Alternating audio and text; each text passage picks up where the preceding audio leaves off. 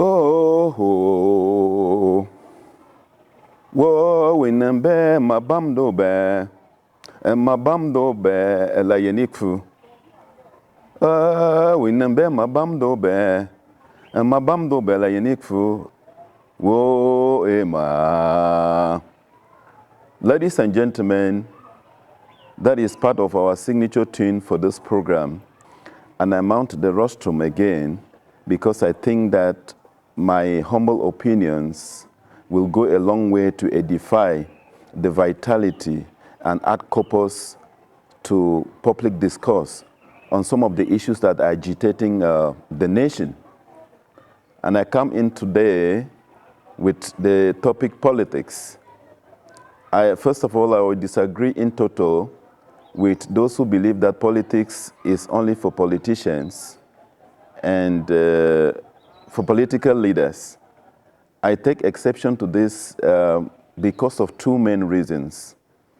I think that the semantic circumference of the word politics is too large, too expansive, and too panoramic to be limited to partisan politics, which is usually the ideological battle between radical progressivism and conservative resistance.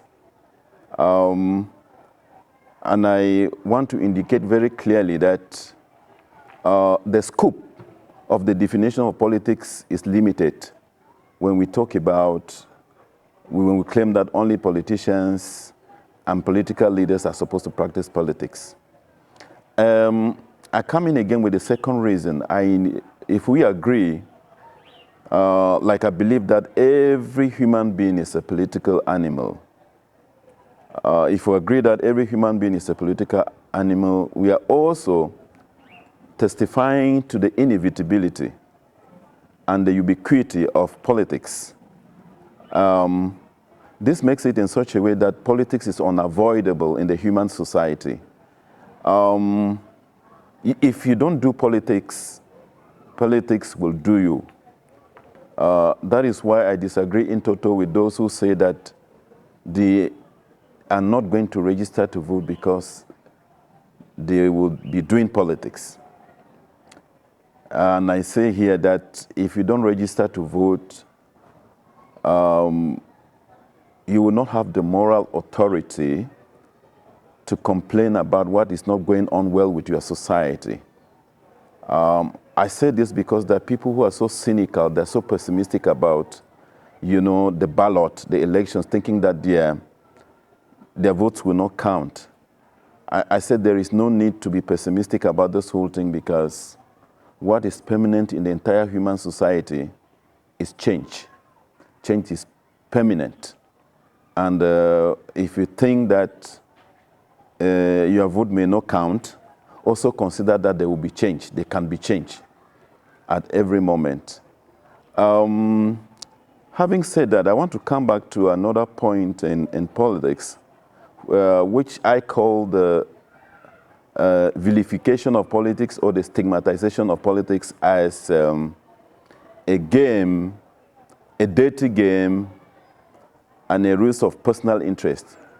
I said this because the insinuation here is that the world of politics is a world of moral elasticity and a world of ethical bankruptcy, wherein the actors flounder along and gamble in expediency and shifty values. I think we can make all the difference. And I also want to indicate here clearly that politics can be a game of general interest. I think it is actually a game of general interest where there is morality, where there is humanity. The name Mandela has defied all the rules of grammar to become a common noun in the political lexicon of the whole world because the name Mandela is a parable for the politics of self-abnegation, the politics of self-denial, the politics of the common good, the politics of human perseverance, the politics of forgiveness, appeasement, and reconciliation. So if political actors in the world can draw inspiration from the Mandela phenomenon to transcend the parochial incubus in order to give politics a human face, in order to give politics the imperative of humanity. And to do this, I think that what the actors say, what they think, say, and do, they should try as much as possible to mainstream peace. Because at the end of the day, if you finally win an election without having peace, all the good ideas that you want to implement in order to change the country and leave a good name for prosperity will not be there.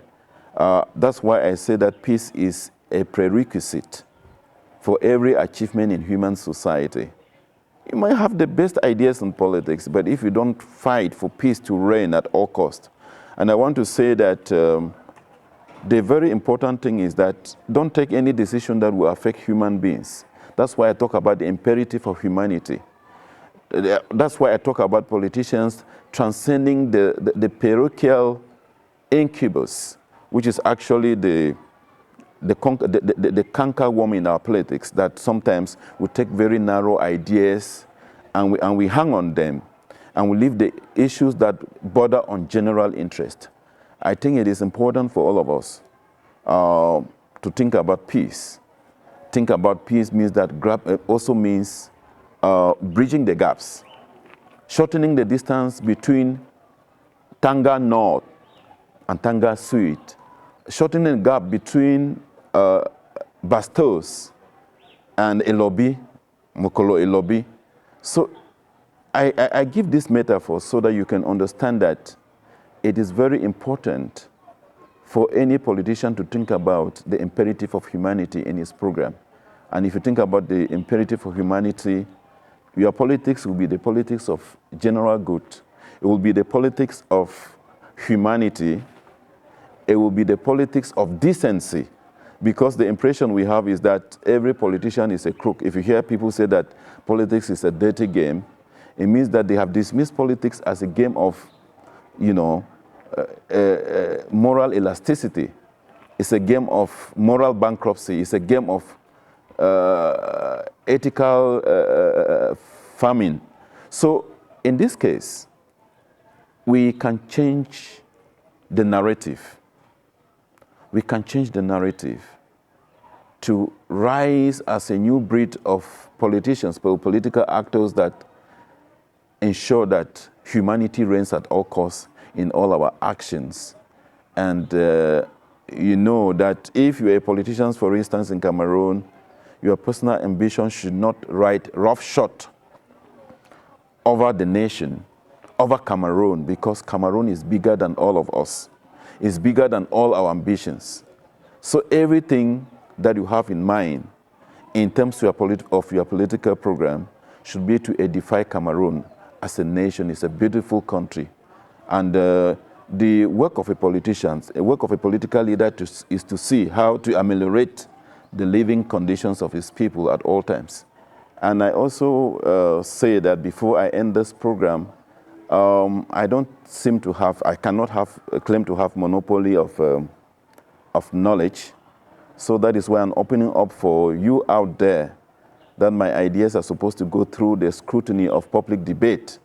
So if you have your opinions about these topics, and if you want to gainsay some of my views or make contributions about it, all your ideas are welcome, because we are in that democratic talk back. We want to make sure that there is discussion on issues that can improve the livelihood of humanity. Thank you very much. Hope to see you again very soon.